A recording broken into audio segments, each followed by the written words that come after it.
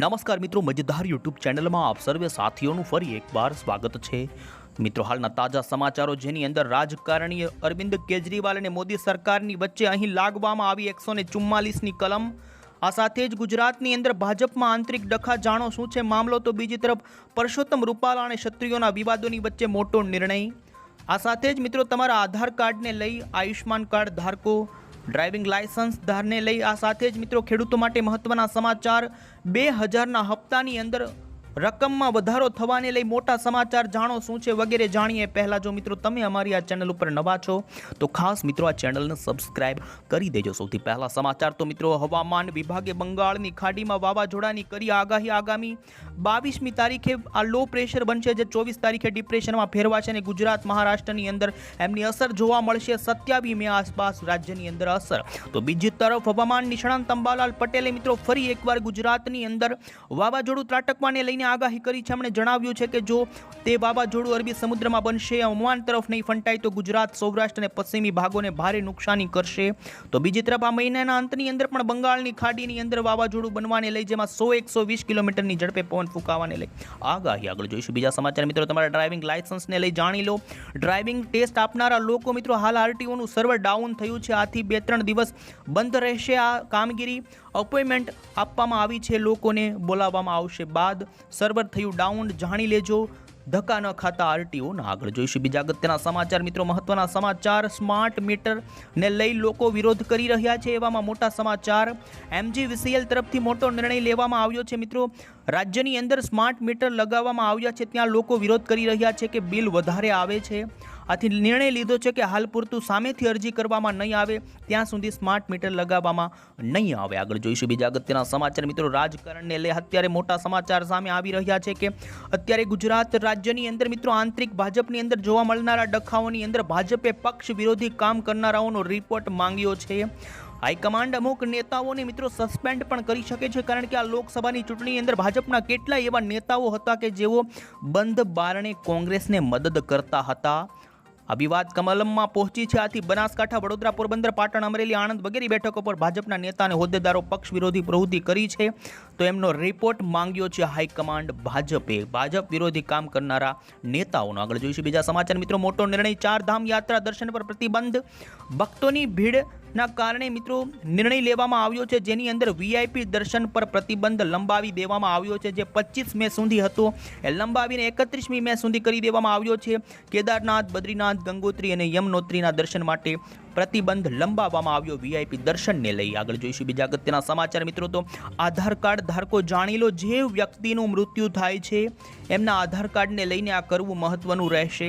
આપણે જણાવી દઈએ મિત્રો કે લોકો કે આધાર કાર્ડ મૃત્યુ થયા બાદ તેમના આધાર કાર્ડને શું કરવું, તો ખાસ કરીને આપણે જણાવી દઈએ કે એમની સુરક્ષાને લઈને પ્રશ્ન ઊભો થાય છે। જે લોકોનું મૃત્યુ થયું છે ત્યારબાદ એમના આધાર કાર્ડને ખાસ કરીને નિષ્ક્રિય કરવું ખૂબ મહત્વનું બનતું હોય છે, બાકી એમનો દુરુપયોગ થઈ શકે છે। આગળ જોઈશું બીજા અગત્યના સમાચાર મિત્રો, પરસોત્તમ રૂપાલા અને ક્ષત્રિયોના વિવાદોની વચ્ચે હાલમાં સંકલન સમિતિ તરફથી મોટો નિર્ણય લેવામાં આવ્યો છે। સંકલન સમિતિએ કરણસિંહે દાવો કર્યો છે કે રાજકોટ બેઠક પરથી રૂપાલા હારશે। એમણે કહ્યું કે અમને વિશ્વાસ છે કે રાજકોટ બેઠક પર રૂપાલાનો પરાજય થશે।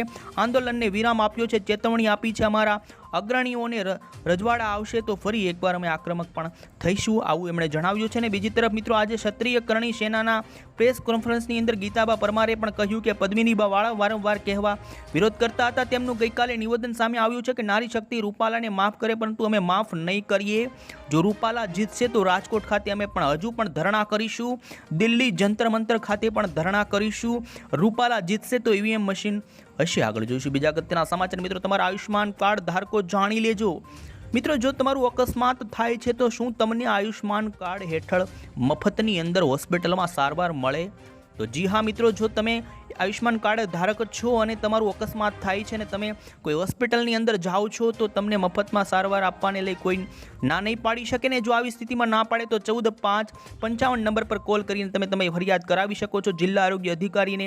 જો તમે સાચા જણાશો તો હોસ્પિટલ અને ડૉક્ટર વિરુદ્ધ કાર્યવાહી થઈ શકે છે। આયુષ્માન કાર્ડ ધારકો મળી શકે અકસ્માતની સારવાર માટે મફત। આગળ જોઈશું બીજા અગત્યના સમાચાર મિત્રો, અરવિંદ કેજરીવાલને હાલ જામીન આપવામાં આવ્યા છે। 2 જૂન સુધી તેઓ આપણે જણાવી દઈએ કે બહાર નીકળવાની સાથે તેઓ પ્રેસ કોન્ફરન્સ કરી હતી અને કેટલાય વાયદાઓ આપ્યા છે.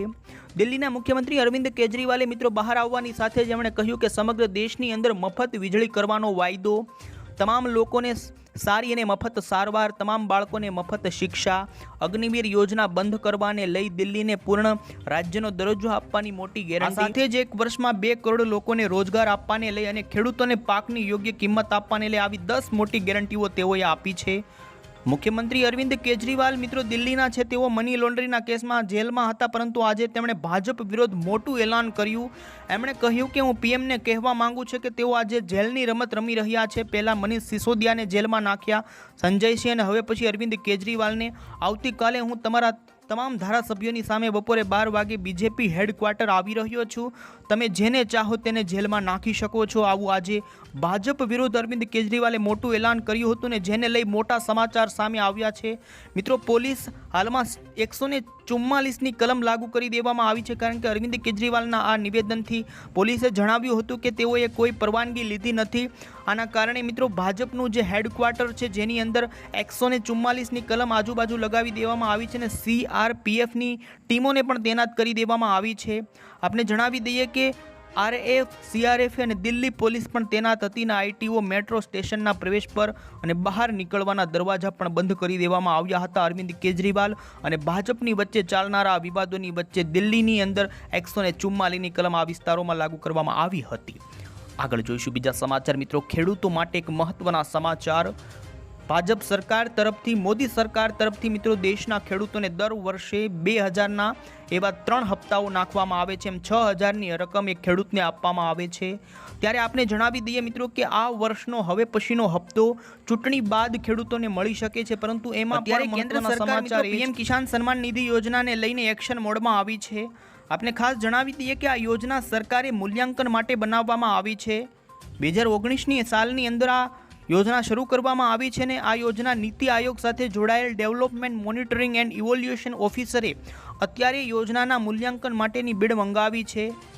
દર વર્ષે યોજનાનો સરકારી ખજાનામાંથી મિત્રો 60,000 કરોડ રૂપિયાનો ખર્ચો કરવામાં આવે છે અને 2019થી શરૂ થયેલી આ યોજનાની અંદર અત્યાર સુધી કોઈ હપ્તાની અંદર વધારો કરવામાં આવ્યો નથી, પરંતુ અત્યારે જે મૂલ્યાંકન માટેનું બિડ મંગાવવામાં આવ્યું છે ત્યાર પછી એવા સમાચાર મળી રહ્યા છે કે ખેડૂતોના ખાતાની અંદર જે હપ્તામાં 2,000 રૂપિયા આપવામાં આવે છે એ હવે પછી 3,000 રૂપિયા બની શકે છે. 17મા હપ્તાની અત્યારે ખેડૂતો રાહ જોઈ રહ્યા છે. એમાં પણ આપણે જણાવી દઈએ કે જૂન મહિનાની અંદર ચૂંટણીનું પરિણામ આવશે ને પરિણામ આવ્યા બાદ ખેડૂતોના ખાતાની અંદર 17મો હપ્તો નાખવામાં આવી શકે છે.